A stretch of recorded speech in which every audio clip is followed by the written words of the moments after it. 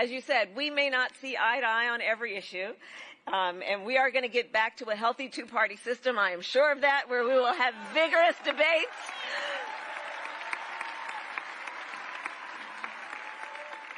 And as you said, you may not have supported a Democrat for president before, but as you have also said, we both love our country and we revere our democratic ideals. And we both also believe in the nobility of public service. And we know that our oath to uphold the Constitution of the United States of America is a sacred oath, an oath that must be honored and must never be violated.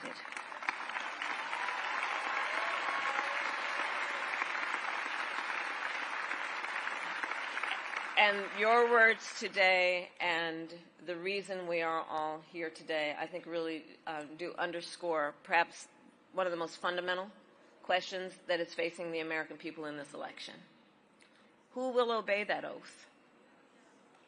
Who will abide by the oath to preserve, protect, and defend the Constitution of the United States of America? I have had the privilege. Thank you. Thank you. Thank you. Thank you. Thank you. Thank you.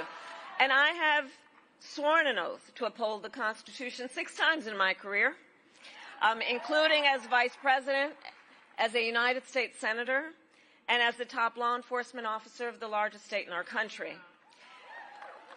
Responsible for upholding and enforcing the laws of the state and the laws of the United States was the work I did.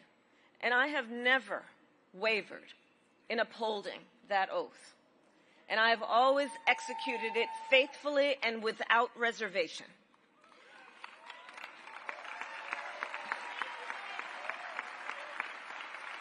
And therein lies the profound difference between Donald Trump and me.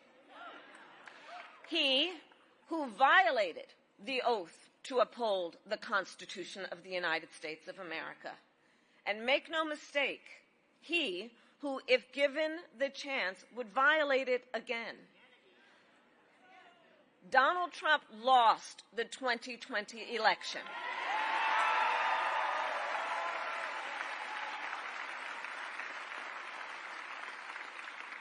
And as you have heard and know, he refused to accept the will of the people and the results of an election that was free and fair. As you have heard, he sent an armed mob to the United States Capitol, where they assaulted law enforcement officers. He threatened the life of his own vice president and refused to engage in the peaceful transfer of power. And let us be clear about how he intends to use power if elected again. He has called for jailing journalists, political opponents, anyone he sees and deems as being an enemy.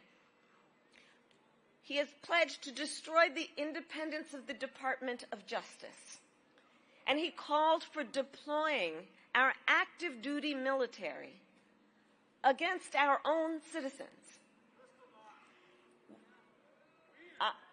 Well, I believe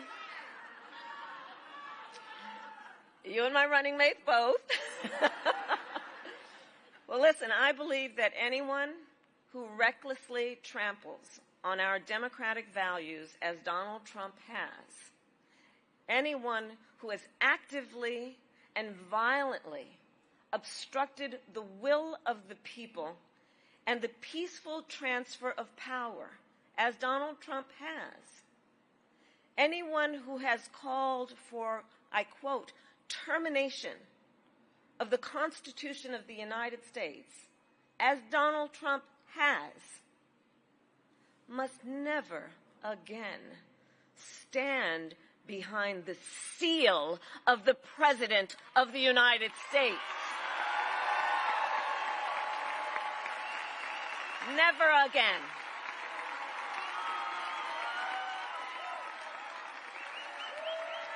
Never again.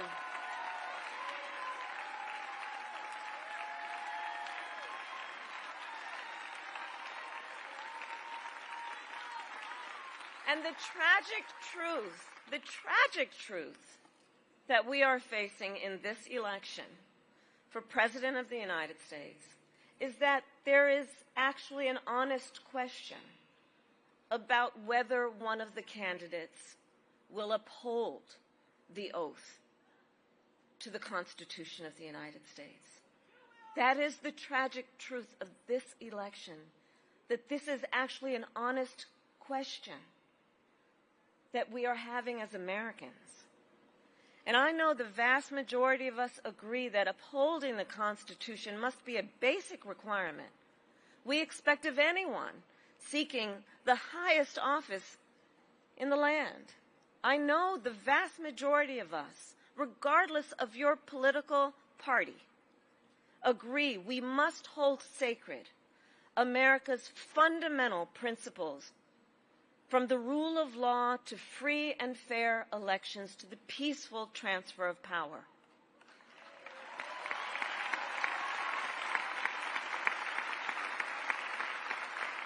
And if you share that view, no matter your political party, there is a place for you with us and in this campaign, because those principles, I know, unite us